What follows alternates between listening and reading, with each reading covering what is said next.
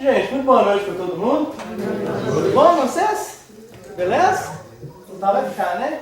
Vou desligar aqui que é um lembrete da palestra. Não precisasse ter aqui. Tá perdido, né?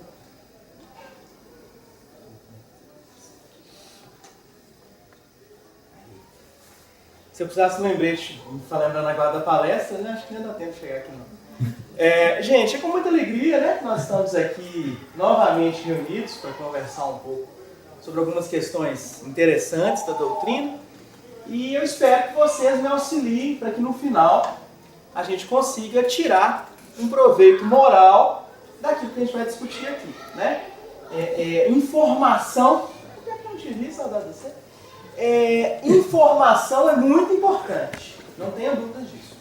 Mas mais importante é o que a gente faz com essa informação, né?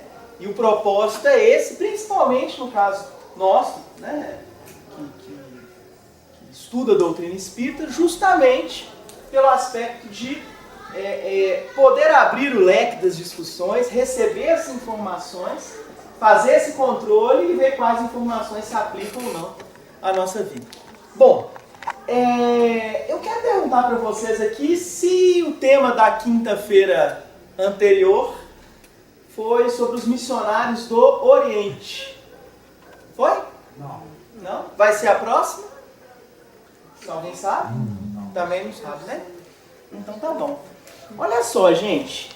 Nós vamos trabalhar aqui alguns aspectos de forma bem aberta. E a proposta, o tema que nos foi pedido hoje, é falar um pouco sobre os missionários do Ocidente. Por isso até que eu perguntei se vocês já teriam visto a palestra sobre os missionários do Oriente. Recentemente, na história humana, vamos dizer assim, uns 3.000 anos para cá, nós temos uma concentração maior de missionários, vamos dizer assim, a gente vai ver o que é missionário, tá? Fiquem tranquilos. De espíritos que vêm com um alto grau de esclarecimento para poder ensinar-nos aquilo que nós precisamos aprender e compreender de uma forma mais plena, né? De uma forma mais bacana. E aí, a primeira dificuldade que nós temos quando nós falamos sobre os missionários do Ocidente é justamente definir, em termos exatos, claros, o que é Ocidente daquilo que é Oriente. Nós temos essa dificuldade até hoje e um sentido geográfico que a gente tinha muito antes, hoje ele se perdeu um pouco. Então a primeira pergunta que eu faço para vocês: o que é Ocidente e o que é Oriente hoje? Estou falando de hoje, né? O que é Ocidente e o que é Oriente? Alguém faz alguma ideia? Oriente, todo mundo lembra lá do chinesinho, né? Um chapéuzinho de banhar. Japão, Coreia. Japão, Coreia. Isso aí é Oriente fácil, né? Que mais? Do lado de cá é o Ocidente. Lá de cá é o Ocidente. Onde é que tá a divisa de Ocidente? Porque a gente sabe que o que está de cá é Ocidente, o que está de lá é Oriente. E onde é que é a linha? Seria o meridiano de Greenwich? Uma boa tentativa, né? Corta pra lá, corta pra cá. Europa e América do Norte.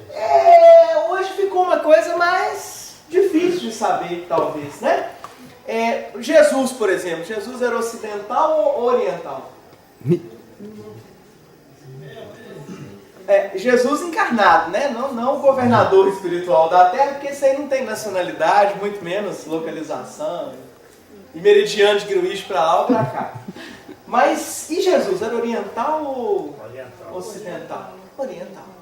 É interessante perceber que num período especialmente anterior aí à vinda de Jesus na Terra, a sabedoria que nós temos acesso é basicamente toda oriental. A gente não tinha praticamente o Ocidente, né? A Europa se desenvolvia a passos de formiga, embora a gente tenha registros, né? Mas nós sabemos que o berço das civilizações, principalmente civilizações modernas, é o Oriente. Especialmente para nós, com uma importância muito grande como cristãos, o Oriente Médio, né? A região que deu toda a toada, que deu todas as diretrizes, que determinou todas as regras da religião que nós seguimos hoje. Especialmente no caso do Brasil, né? Tem alguém aqui, gente, hoje que é evangélico? Tem algum evangélico aqui hoje com a gente? Não? Tem não? Todos nós. Ninguém estuda evangelho aqui, não?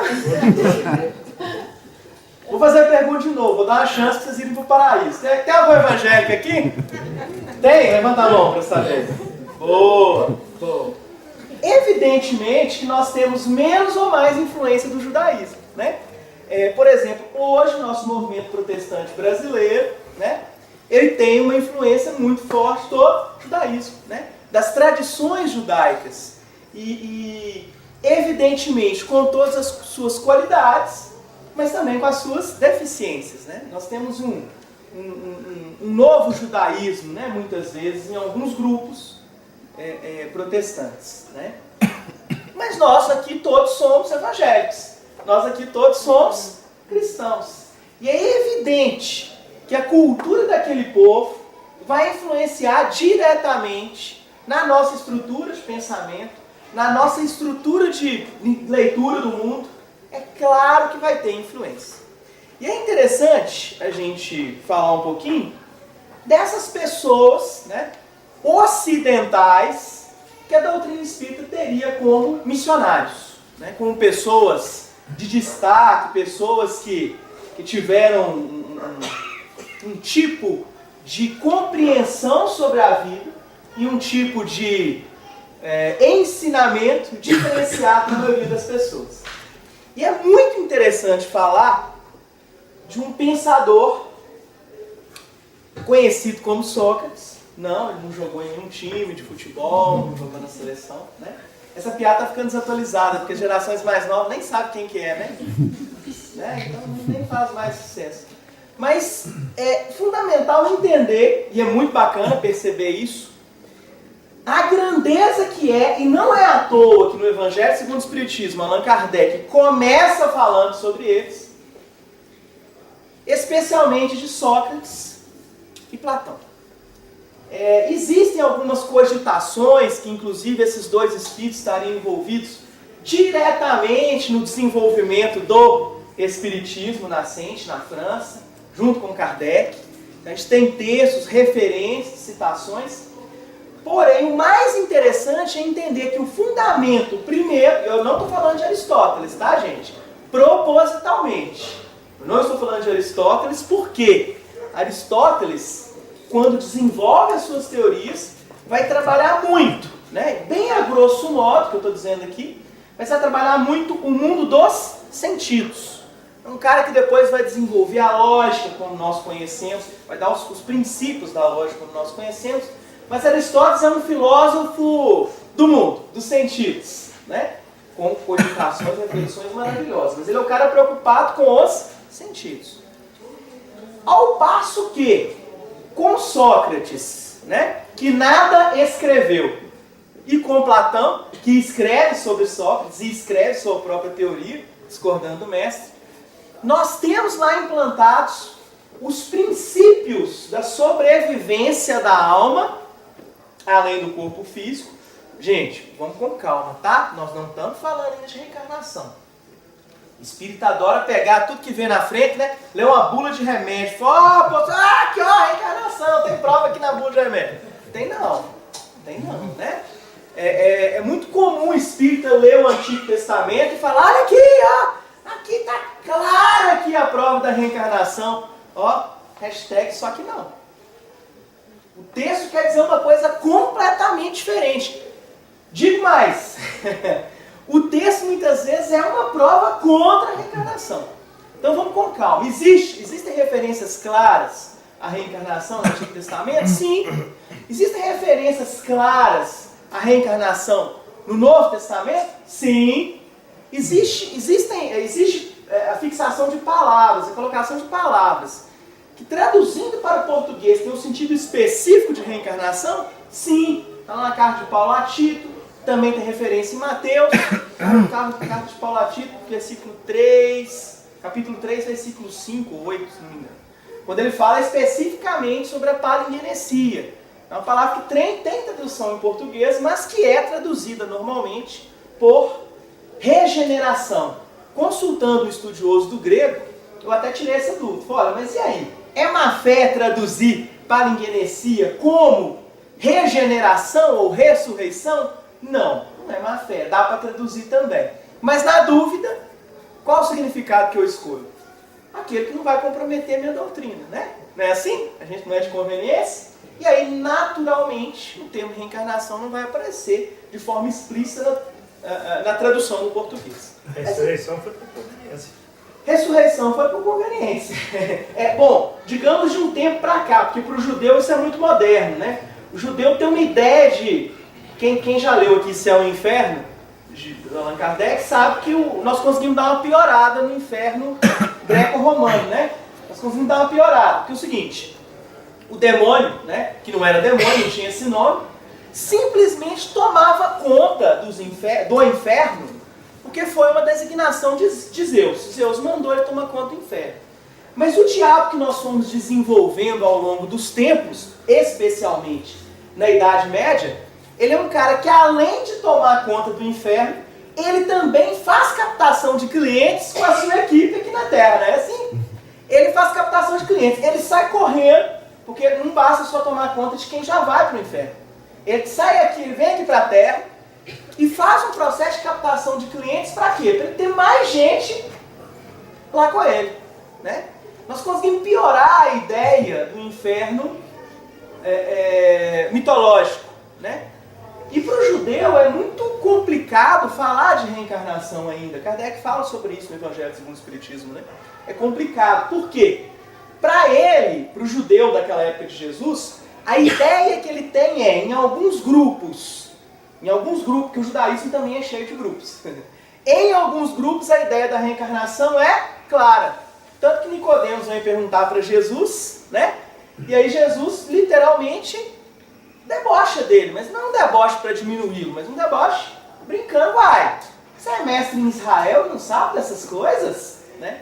Jesus é um cara extremamente bem-humorado nas suas colocações. Vai, você é mestre em Israel e não sabe dessas coisas? Vai, era pra você saber, não era não? Mas para o judeu daquela época, ele tem uma ideia, para alguns grupos de reencarnação sim, mas para outros a ideia forte é o Sheol. Ou seja, o lugar que as almas vão. Não tem diferença entre alma boa e ruim ainda, né? Talvez tenha um Sheol melhor, um Sheol pior, mas essa ideia ainda é muito insípida para aquele judeu que está ouvindo.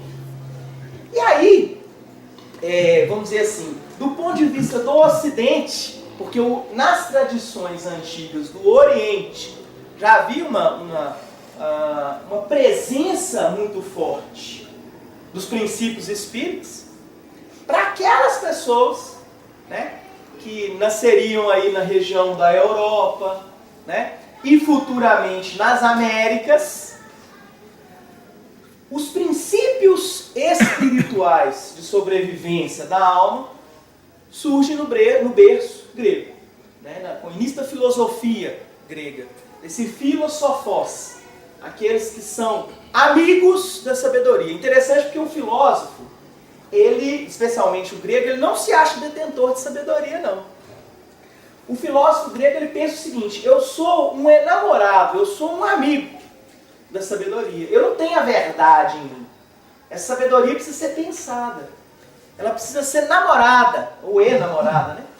E aí, então, eu tenho essa ideia do filosofos, aquele que é amigo, um amor bem de amigo, bem próximo da sabedoria. E esses princípios espirituais estão lá atrás na figura de Sócrates e de Platão. Voltando ao que eu estava dizendo, é muito cedo falar ainda de quê mesmo? Reencarnação.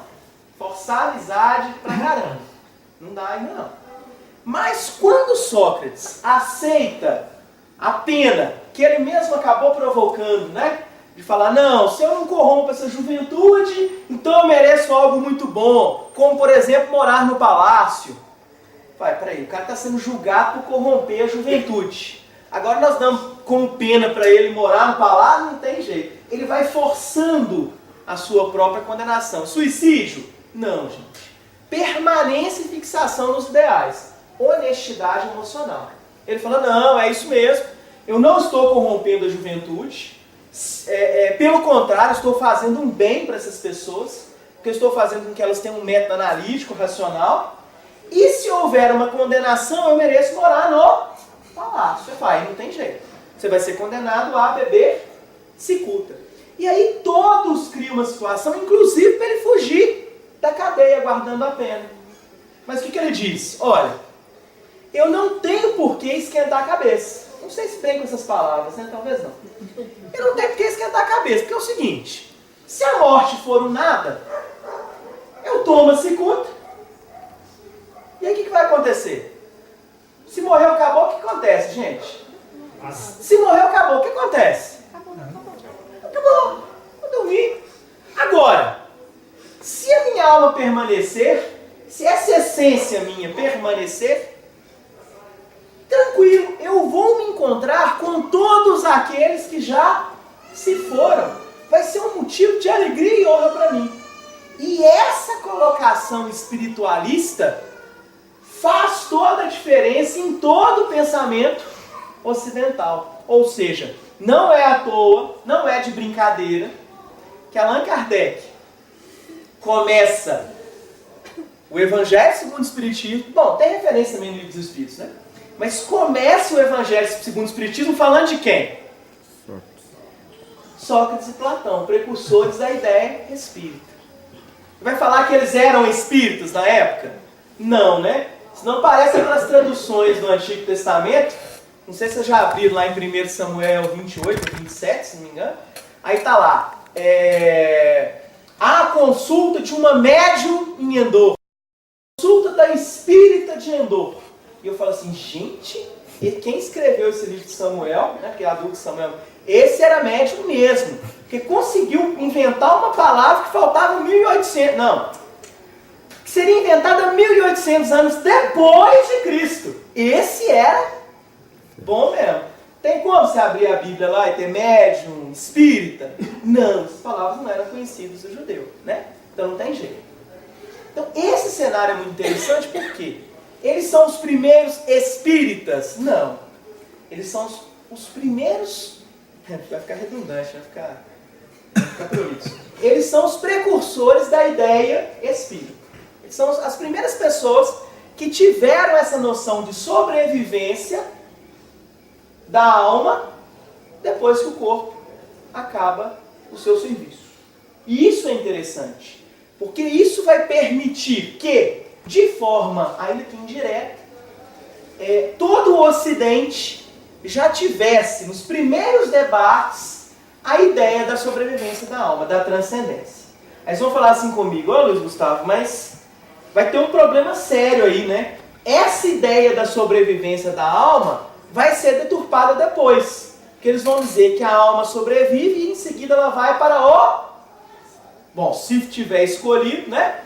Se Jesus ou Deus quiserem, como pode ser a mesma pessoa, você vai para o paraíso.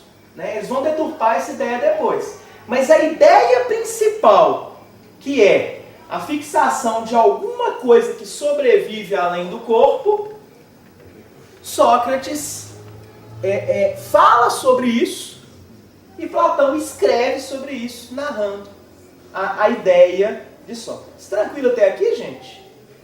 Tranquilo? Beleza. Só que vem um cara que eu não sei se vocês já ouviram falar, chamado Jesus. Já ouviram falar dele? Logo depois, né? A gente tem um período aí pequeno, um período talvez de 3 séculos, né? Oi? Né? Sócrates nasce em 399 ou 299? Não lembro. Sócrates não foi 600 anos antes de Cristo? 469. Até, na verdade você não tem... Ele faleceu em 399 a.C. Porque antes de Cristo é o contrário, né? Ele nasce em 469 e morre num ano menor, que é antes de Cristo, até chegar, né? Ele morre em 399 a.C. 4 séculos antes. Já Platão é mais recente, 428 a 348. E aí é muito interessante, gente, de tudo que vocês já ouviram falar de Jesus, e aqui, né, é evidente que para nós, né, espíritos, e para nós protestantes, e para nós católicos, né, seja qual a denominação, Jesus é o camarada mais bacana de todos esses missionários que estiveram aqui na Terra. Jesus vai ser, não é à toa que ele recebe dos judeus, né, o nome de Mexiá. É importante a gente entender e fazer uma divisão aqui, que a gente já fez outras vezes, a gente já fez esse raciocínio aqui. Para o judeu, a ideia do Messias é diferente da ideia do profeta. Jesus começa a curar, começa a pregar como ninguém, as multidões começam a ouvir Jesus. Não há dúvidas naquele momento que Jesus já é um profeta. O povo toma Jesus como um profeta. Só que tem um probleminha. As pessoas ainda tinham dúvidas se Jesus era o profeta dos profetas. Se ele era de fato o cara que viria libertar o povo de Israel da escravidão de uma vez por todas. E essa era a dúvida e essa era a discussão. Esse era o problema que era enfrentado na época. E eles ficavam assim, né? Uns achavam que era, outros não. Pedro pergunta, Jesus pergunta para ele de volta, quem que você acha que eu sou? Né? Aquela discussão por quê? É um tema que se fosse hoje ia sair na Caras, ia sair hoje no portal UOL. E aí, Jesus, Messias ou farsa? Né? Fotos de Jesus. Não, Jesus não ia na Ilha de Caras, não. Isso é motivo de discussão isso, porque é o seguinte, ele faz coisas de profetas. Ele faz o mesmo que Isaías, ele faz o mesmo, ele age, fala, ensina, o mesmo que Josué. Há todo um processo de que ele é um profeta mesmo. Mas será que ele é o profeta dos profetas? Ele é o cara que veio tirar a gente da escravidão de uma vez por todas? Sim e não. Não por quê? Porque não era da escravidão física, né? O próprio Judas, né? Depois isso vai ficar muito claro com Humberto de Campos, né? Num conto chamado Judas, onde ele encontra com o espírito que foi Judas, e aí esse espírito diz que estava movido por cogitações políticas muito intensas, né? Ele achava de fato que se ele denunciasse Jesus, vamos dizer assim, se ele... Então, gente, todo mundo sabia onde Jesus estava, né? Não era uma coisa difícil encontrar Jesus. Um cara que prega abertamente ao público, né? Ele não estava escondido e Judas recebeu as moedas. E uma vez eu fiz até o cálculo aqui, né? Dava mais ou menos... A gente fez o cálculo, deu o quê? As 30 moedas na época. Um salário mínimo, né? Hoje ninguém vai estar assim. Né? Do ponto de vista político, estratégico, né? As negociações que a gente assiste na TV não são na base de um salário mínimo, são? Não, é um pouquinho mais, né? Não se realizaria traição, né? Pela questão financeira. Mas Judas tinha aquela ideia, eu vou trair Jesus para que ele então mude a sua postura e aí nos incite a todos a pegarmos em armas. E aí fazemos de fato, realizarmos de fato a nossa revolução. E nunca mais a gente vai ser escravo. Aí de repente o cara vai para a cruz. Tanto que o povo estava lá todo, né? Mas esse que era o Messias, tá aí, morte de cruz, uma morte vergonhosa. Aí Deus abandonou esse aí.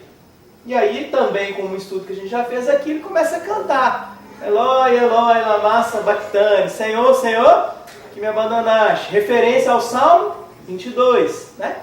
Que faz toda a construção de que sim, no início do cântico eu acho que Deus me traiu, me abandonou, melhor dizendo. Mas à medida que eu falo, à medida que eu canto, o Salmo 22 demonstra justamente o contrário. Apesar de eu achar que Deus me abandonou, em nenhum momento da minha vida ele esteve longe de mim. Né? Uma alertiva, né? Um cântico feito para aquelas pessoas que estavam ouvindo. E aí, enfim, quem aqui é espírita há mais de 2 anos aí? Levanta a mão, só para eu saber. Beleza. Possivelmente vocês já ouviram 850, 890 palestras sobre Jesus, né? Enfim, não adianta a gente ficar aqui insistindo em todos os aspectos interessantes, que são interessantes sim, mas que a gente acaba perdendo tempo. E aí é muito bacana, porque a gente vai ter também como um grande pensador e para o próprio Espiritismo, um grande missionário e que trabalha diretamente no momento posterior na construção da doutrina, Santo Agostinho, ou Agostinho de Hipona, como vocês desejarem, né? Ele viveu de 354 a 430, e depois de Cristo, obviamente. E ele faz uma construção muito interessante no sentido de repensar o cristianismo efetivamente para o nosso ponto de vista hoje. Ele tem, às vezes, alguns pontos equivocados para a teoria daquela época, né, do século IV depois de Cristo, mas que nós percebemos profunda espiritualidade.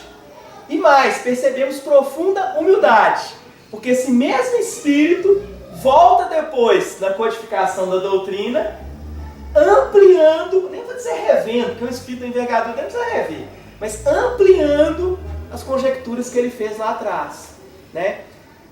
A gente pode dizer sim que foi com Agostinho de Hipona que nós mesmos, quando estávamos encarnados, né, na Igreja Católica daquela época, acabamos metendo os pés pelas mãos, usando reflexões de Agostinho de Hipona para criar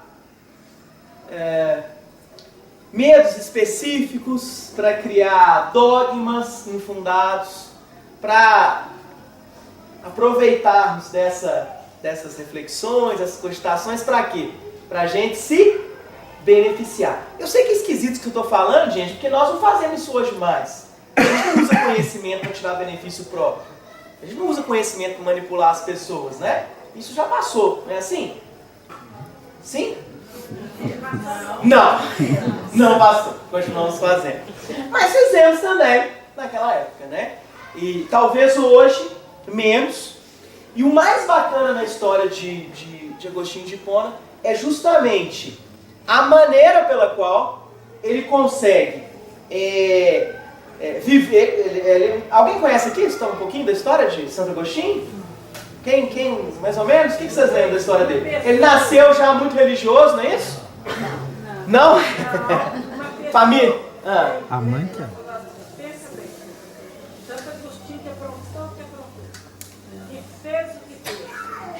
Depois certificou e eu que estou quieto, eu não faço nada. Mas ele foi na encarnação. Deixa eu falar um negócio com você. Foi. Não, mas é claro que é um espírito que tem história, né? A mãe dele, Santa Mônica, que estouraram demais para ele.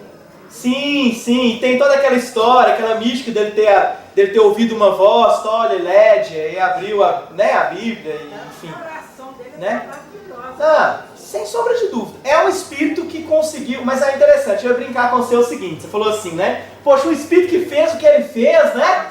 Depois... foi uma pessoa que você não lembra o nome.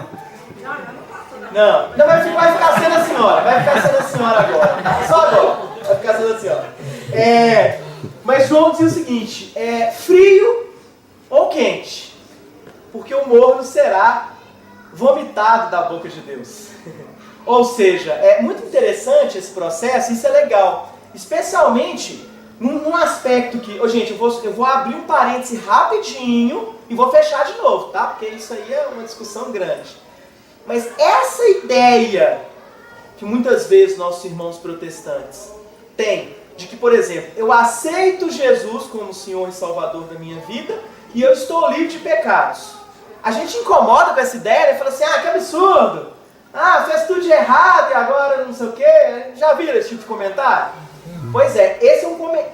O nosso comentário é mais infeliz do que a ideia que a gente critica. Por quê? De fato, e a gente vê isso nas obras espíritas, especialmente nas obras de André Luiz, eu vou usar aqui um termo popular, tá, gente? Inadequado do ponto de vista pedagógico, mas é assim. Espírito que é ruim mesmo, quando muda o lado, é bom mesmo. Então vamos dar um exemplo de um espírito que foi encarnado mais ou menos na época de Jesus, Paulo de Tarso. Paulo de Tarso era um fanaticão religioso, doente com o judaísmo. Defendia os princípios do judaísmo. Eu estou rindo antes da hora, deixa eu contar primeiro. Defendia os princípios do judaísmo com uma firmeza absurda.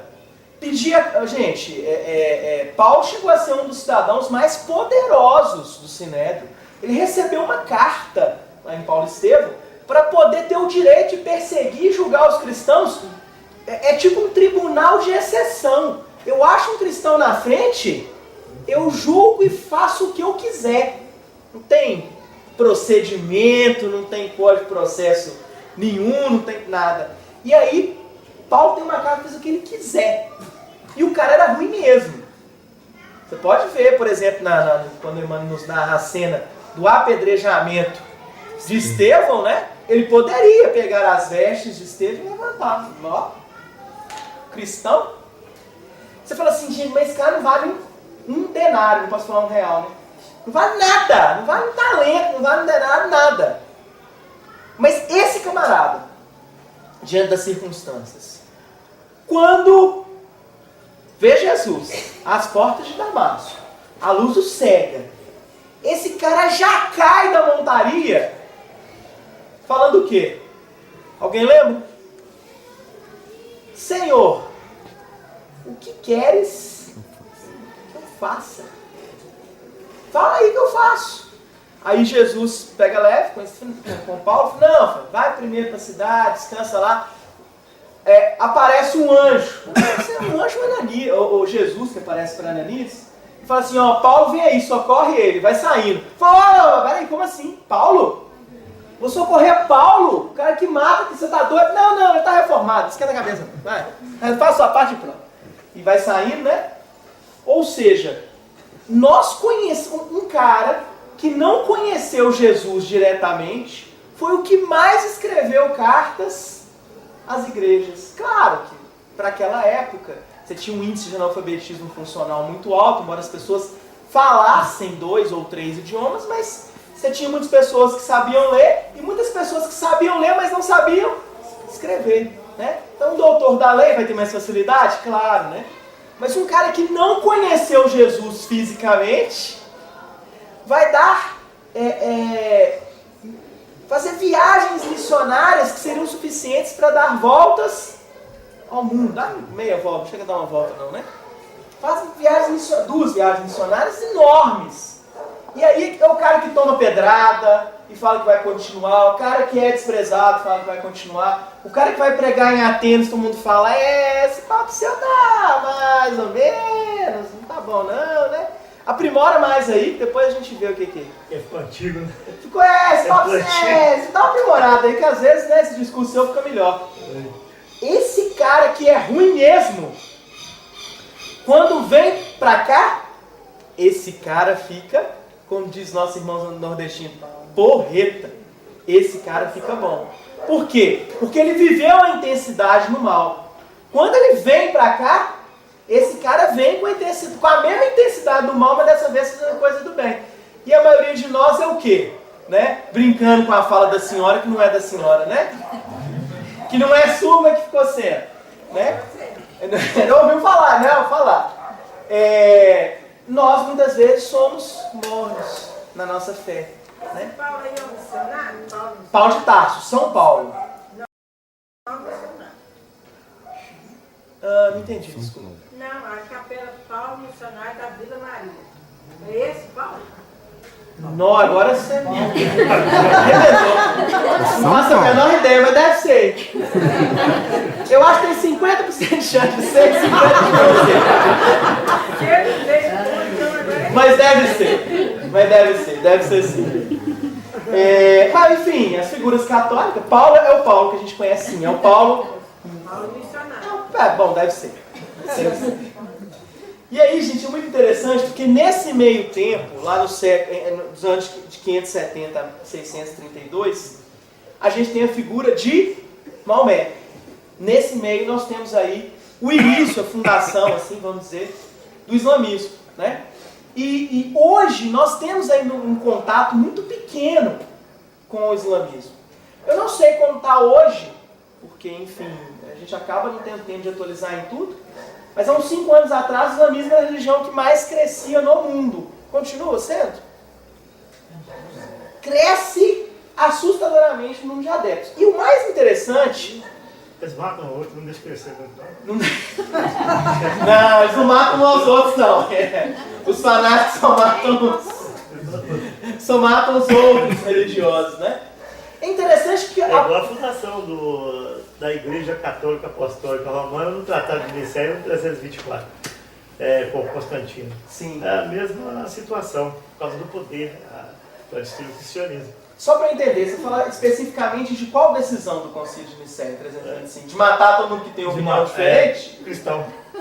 Destruir os cristãos. É simples, né?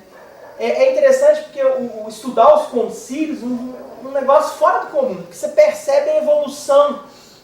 Só que não. As coisas das são ideias. Católica Romana é universal. Não, o primeiro, os concílios são concílios ecumênicos, ou seja, todos os bispos da Europa. Todos. Né? Enfim, nós já fizemos muita coisa que não é bacana não, né? A gente sabe falar. Acho que sim. Né? A chance é grande. E a gente nem fala isso com um tom...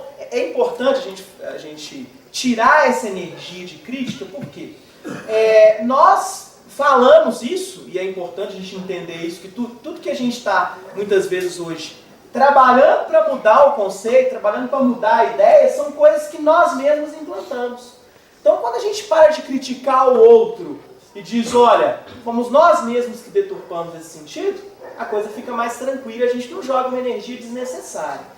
Gente, é importante frisar, nós estamos falando de catolicismo daquela época, nós estamos falando de movimento protestante daquela época, né? Porque onde nós estávamos é o que tinha. Hoje o movimento católico é uma coisa, hoje o movimento protestante é outra coisa.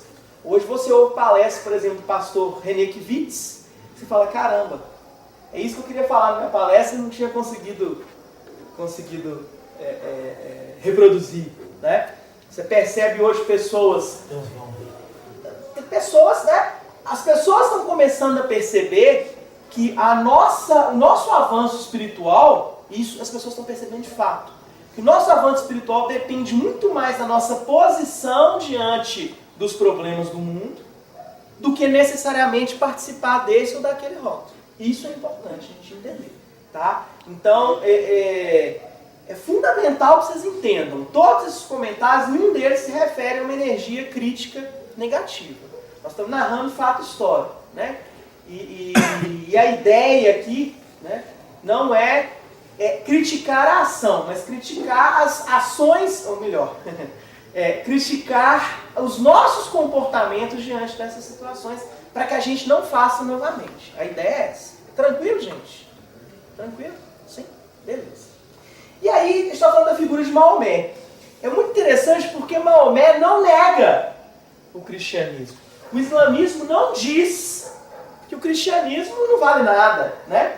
É muito interessante perceber que o próprio Alcorão, né, que é uma transcrição das mensagens que Maomé recebe, ele é construído no seguinte sentido: olha, não estou negando, Jesus, Davi, essas figuras todas que vieram antes são profetas bacanas, são profetas legais. Só que os homens deturparam os ensinamentos deles. E eu, Maomé, vim então restaurar. Isso é importante. Por quê? Quando a gente entende isso, a gente sai um pouco dessa ideia que nós temos hoje do islamismo, né? Dessa própria brincadeira que ele fez, né? Que não cresce muito porque matam uns aos outros, né? É muito interessante a gente separar a ideia inicial de Maomé, que teve lá seu aspecto mitológico, né? Eles foram lutar contra um exército enorme, só tinham 40 homens e 40 cavalos, e aí conseguem vencer. Todas as religiões têm um certo mito, né? Mito aqui não no sentido negativo, mas como representação simbólica de um grande fato. Mas a grande ideia que nós precisamos entender aqui é que ele também foi um grande missionário. Levou ideias superiores a um determinado grupo de pessoas. Porém, nem sempre as pessoas que recebem a mensagem a tratam da forma mais adequada. Isso é importante a gente entender. E isso é interessante para nós espíritas, né? Se a gente consegue... Tem alguém aí que é espírita... Não, agora eu vou entregar vocês. Tem alguém que é espírita desde a década de 80 aí? Tinha nascido ainda não. Tinha nascido ainda não, é meu caso. Eu só vi pelo YouTube. Eu só vi essas coisas pelo YouTube. Mas assim, tirando a brincadeira, eu entrei no espiritismo, eu comecei a frequentar um grupo espírita em 2001, né? Mas a gente vê escritos, a gente vê jornaizinhos do movimento espírita naquela época, e a gente vê como que havia uma grande preocupação com os requisitos exteriores, uma grande preocupação com as práticas exteriores. Então, espírita não faz... O que espírita não faz? Não pode fazer, senão vai para o umbral, para o inferno. Não, não vai para lugar nenhum. Como é que é? O que o espírita não pode fazer? Hã? Muito coisa. Não, mas Aquele tempo. algumas coisas que não pode, né? Por exemplo, o que não pode? Comer carne. Eu já vi N matérias de jornaizinhos antigos falando que espírita não pode comer carne. Porque a carne tem fluidos deletérios, blá blá blá blá blá blá. Nós estamos comendo a carne dos nossos irmãos. É alguém desencarnar? Ah, não, senhora de novo. Estava tentando dizer o que ele estava falando. Vozes diretas, igual a mãe Paulo Estevam. Como é que a senhora falou? Eles sabem que a gente não pode comer carne dos nossos irmãos, então tem que ser vegetariano. Não, beleza, a ideia não está errada, não. Eu apoio os vegetarianos. Quem quer abordar isso, eu acho super legal. Não tem problema nenhum. Oi? Mas eu preciso O dela. problema é que eu, espírito atrasado, estou lutando para não afogar meu vizinho no córrego. Então qual vai ser a minha prioridade energética? Não afogar o vizinho no córrego. Felizmente você vai ter que alimentar dos miasmas dele. Essa é a grande questão.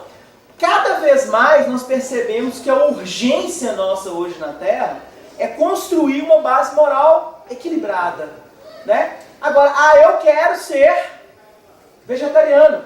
Cara, vá lá. Não vou te chamar para rodízio. Pode ir, né? Tem um amigão meu que é vegetariano. E assim, a gente fica brincando essas coisas, né? Não vou te chamar para tal coisa. Não vou fazer isso. Mas ambos temos de forma clara que isso por si só não é requisito de evolução espiritual. Você viu o Roberto Carlos comeu carne, 60 milhões de Pois é. Né? Tem que ver se não está gravando, posso fazer propaganda. E aí o que acontece? Não posso fazer propaganda. Mas a grande ideia, eu não estou recebendo, né? Se fosse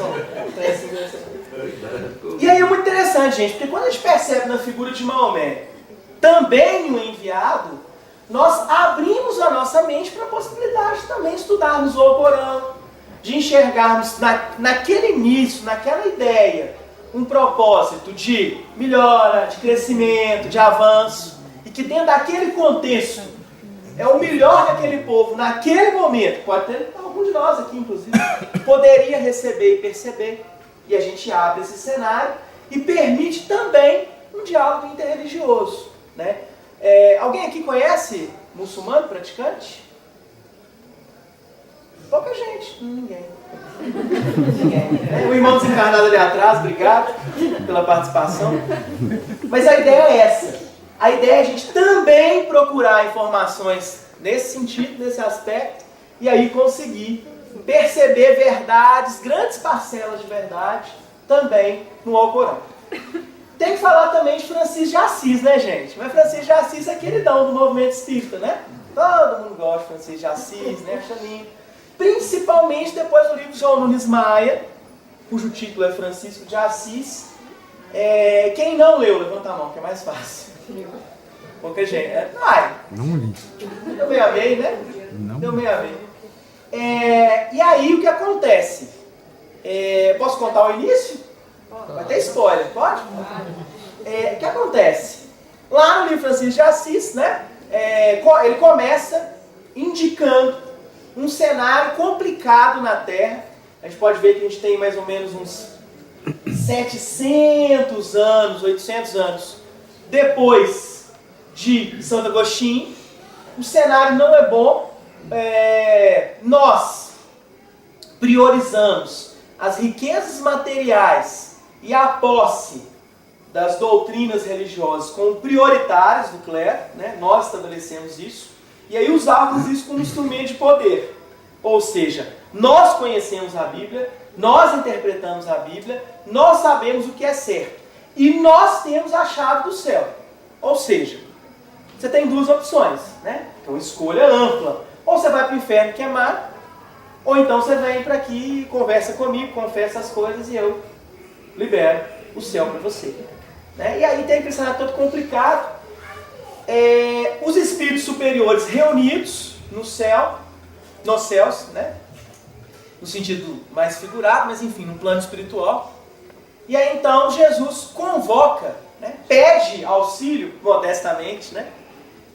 Espírito superior, quanto mais superior, mais humildade, mais brandura, mais doçura nas suas abordagens.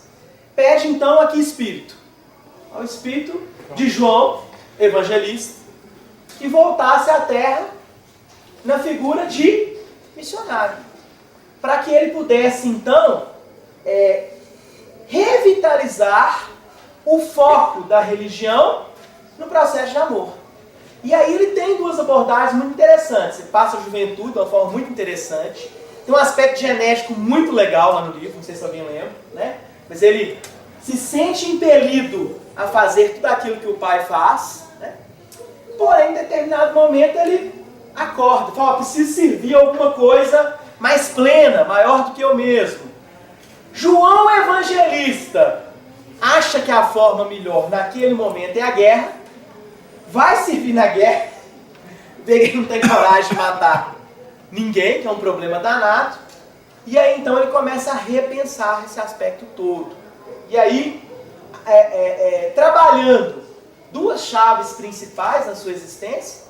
A primeira, um voto de pobreza absoluto, e segundo, um voto de castidade. Ele começa então a mudar o pensamento por sua conduta daquelas pessoas que viviam ali naquela época. Agora o resto vocês têm que ler o livro, né? E o interessante é que ele adota o voto de pobreza, mas diz expressamente, não há problemas interpostos. Eu só entendo que para esse trabalho meu, eu preciso renunciar a todos os bens materiais, nessa condição específica, para que a minha mensagem seja o mais forte possível. Nossa, mas então não pode também casar não, que é sem vergonhiça? Pode, não tem problema nenhum. Não tem problema nenhum. Entretanto, se ele dividisse o tempo dele com uma família, talvez o trabalho dele ficaria comprometido. Tem mais uma coisa. Quando você tem família, uma forma maravilhosa de te atacar é como? Fazendo mal à sua família. Às vezes você nem importa. Quer queimar? Põe fogo. Eu vou pôr fogo no seu filho. Não, aí... Não. Aí eu não aceito. Né? Ele num período muito complicado da Inquisição, e a primeira Inquisição dele foi dentro da própria casa. Né? Exatamente. Exatamente. E aí também Francisco de Assis, e aí muito legal, tem uma frase de Francisco de Assis aqui. Pregar o Evangelho em todos os momentos. E quando necessário, usar palavras. Olha que interessante. O processo de pregar o Evangelho não é um processo verbal. É um processo de ação.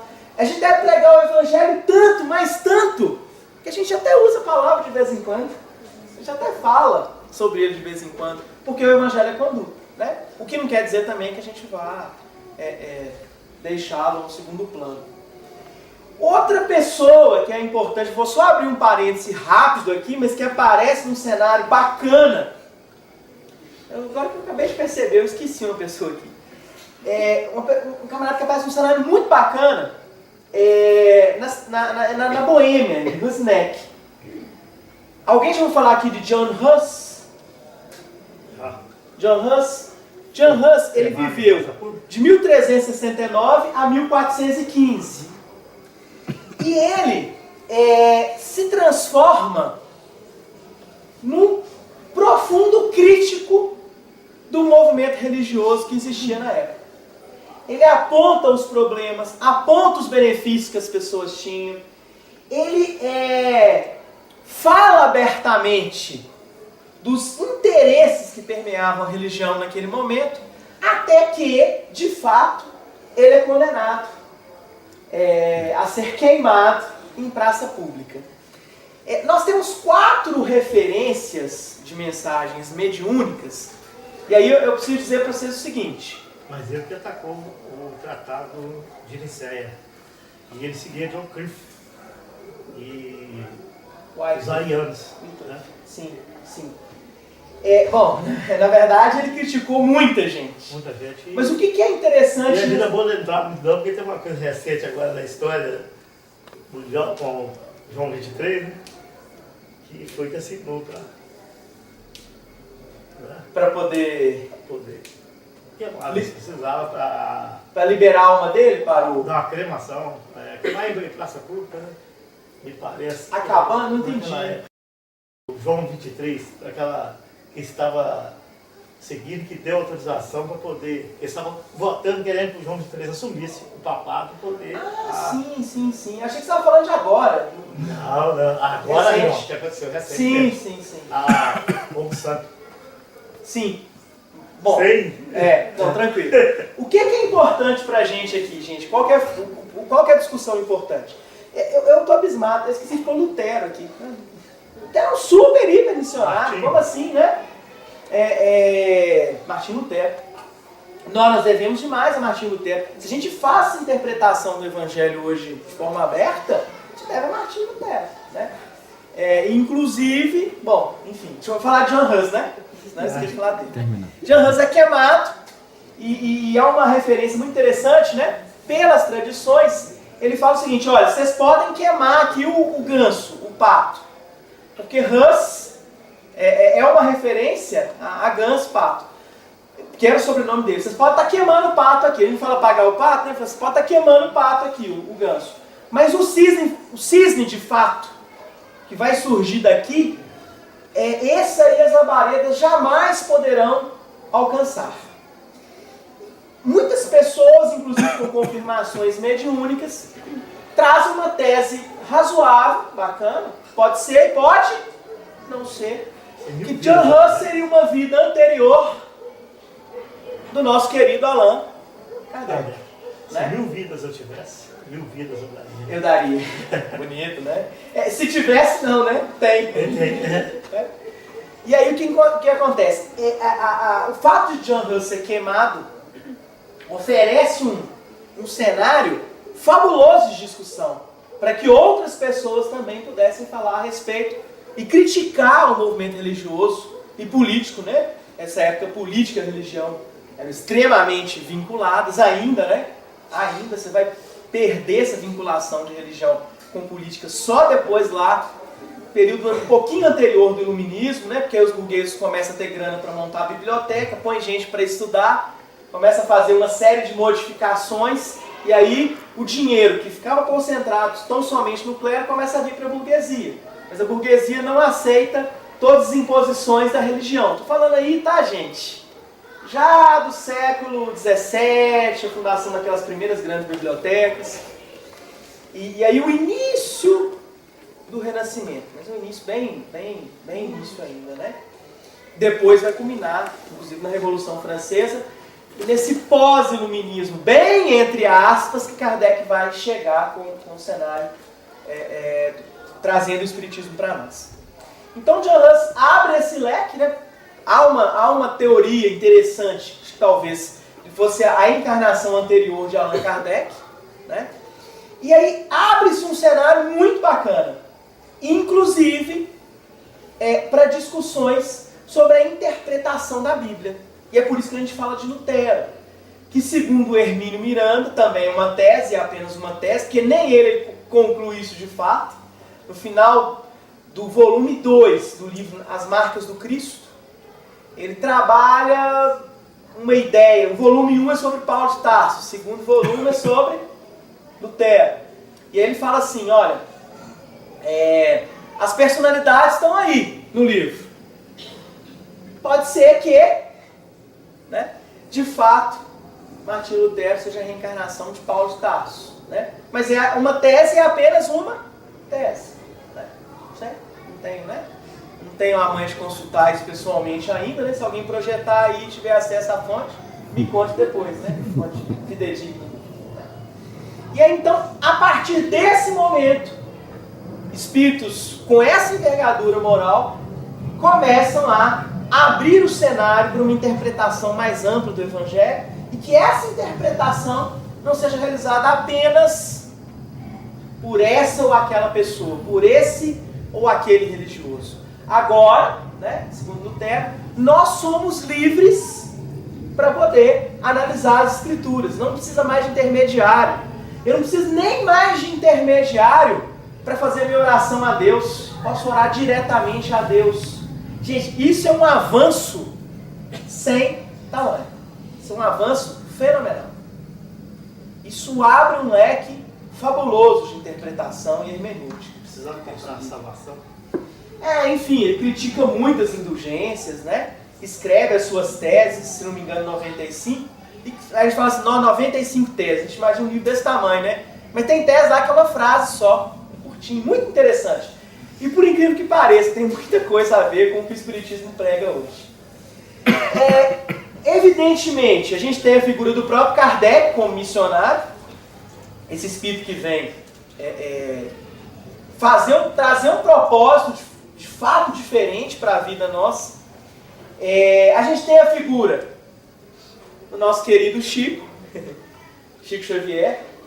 A história aí já fica mais contemporâneo, né? Todo mundo já viu o filme aqui? As Vidas de Chico Xavier, enfim, filmes, né? Tem uns 3 filmes que abordam de forma direta ou indireta a vida do Chico, alguns documentários, mais próximo de nós, mas também é um espírito que faz um voto de castidade, assim como Francisco de Assis, né? Não faz um voto de pobreza absoluto, como Francisco de Assis fez, de depender só dos outros, mas também decide ter uma vida bem simples, né? Com foco nas questões espirituais. Porém,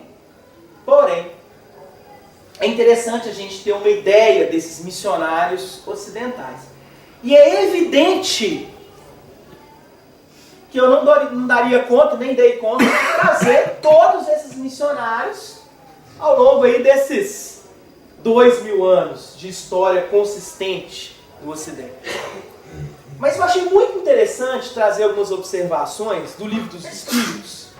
E aí eu queria que vocês memorizassem isso. Questões 568, 568 a 581. 568 para frente. Lá no Livro dos Espíritos, Kardec vai trabalhar junto com esses espíritos, né, com aqueles que participam da constituição do Livro dos Espíritos, ideias principais sobre as questões das missões. E olha que interessante. Primeira observação. As missões são inumeráveis em quantidade e qualidade. Não dá pra gente falar, existem 4 tipos de missões básicas, existem 8 tipos de missões básicas. As missões são inimaginavelmente grandes, tanto em qualidade quanto em quantidade. Você fala assim, aquele espírito ali está cumprindo alguma missão? Tá. Mesmo que você não entenda absolutamente nada.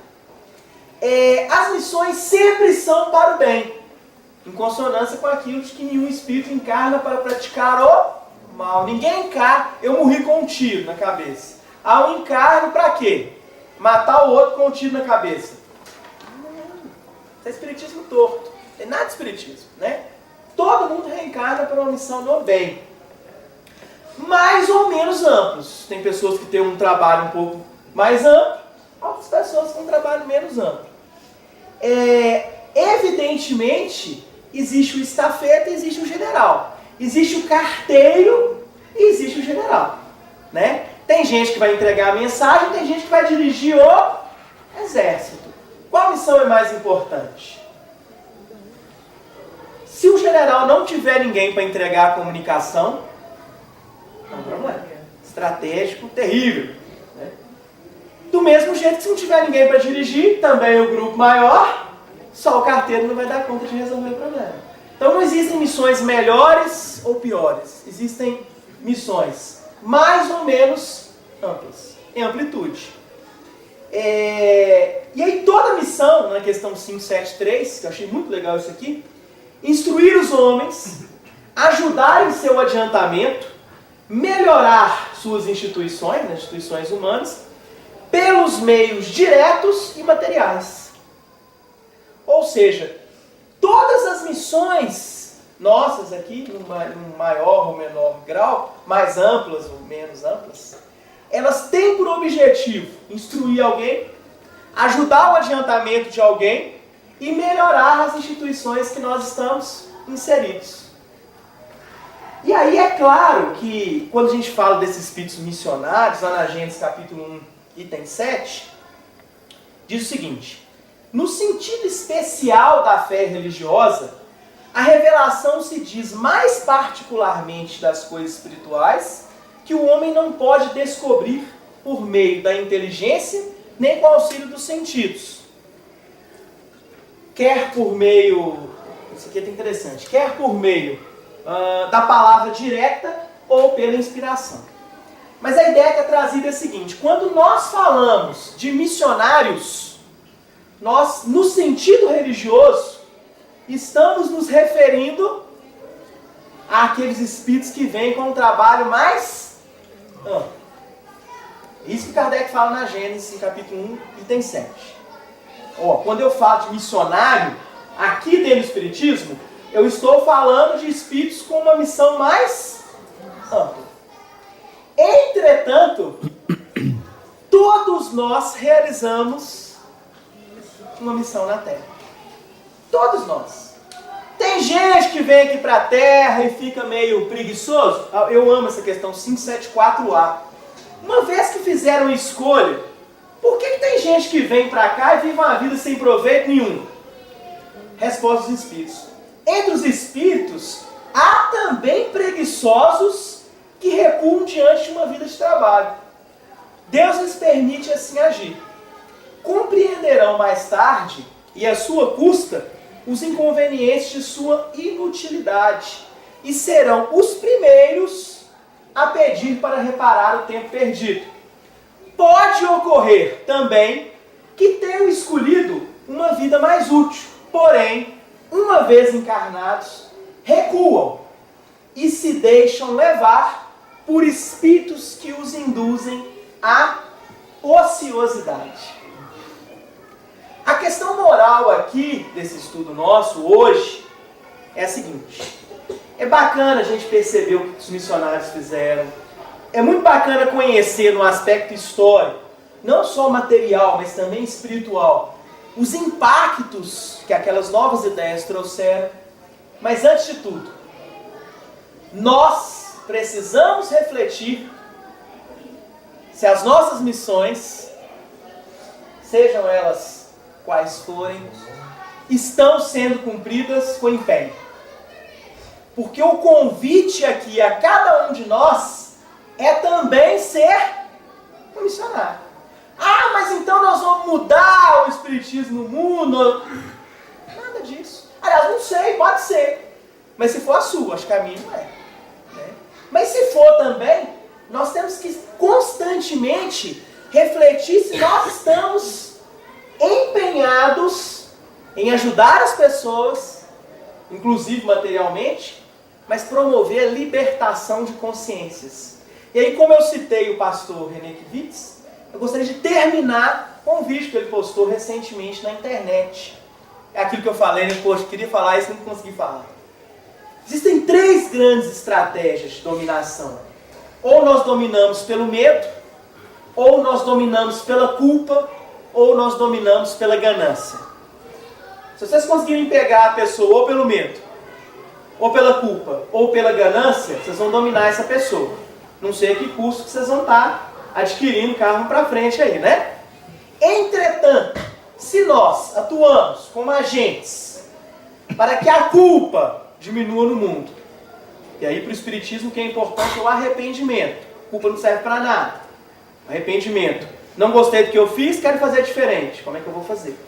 Se a gente consegue amenizar o medo das pessoas, ou seja, faça o que você fizer, Deus continua te amando, você é um espírito eterno, e aí você tem a oportunidade de arrependimento, o que nós vamos fazer para reverter a situação? Tirar o medo das pessoas. As pessoas vivem hoje com medo. E por fim, mostrando que as pessoas podem ter bens materiais, desde que elas não sejam gananciosas, passem por cima do que for para terem mais. Se nós trabalhamos na libertação das consciências, de pelo menos desses 3 elementos, nós estamos atuando naquele momento como espírito missionário. Aí é o convite para vocês. Não precisa ninguém levantar a mão, não precisa ninguém responder, mas a pergunta é: quem quer ser missionário? Quem quer o trabalho de ser missionário? Nós estamos na fila, não, Luiz? Já, bom, Nós estamos na fila. será que é um convite para o futuro? Ou é um convite para agora? Será que nós vamos esperar até a elevação de Jesus e tomar conta de um planeta? Ou será que nós vamos começar agora nos convites diários de libertação de consciências? Fica o convite. Gente, desculpa de novo ter passado no horário, eu já fiquei sem vergonha, então nem peço desculpa, mas eu sempre faço. E eu quero que Deus abençoe profundamente a vida de todos vocês. Beleza?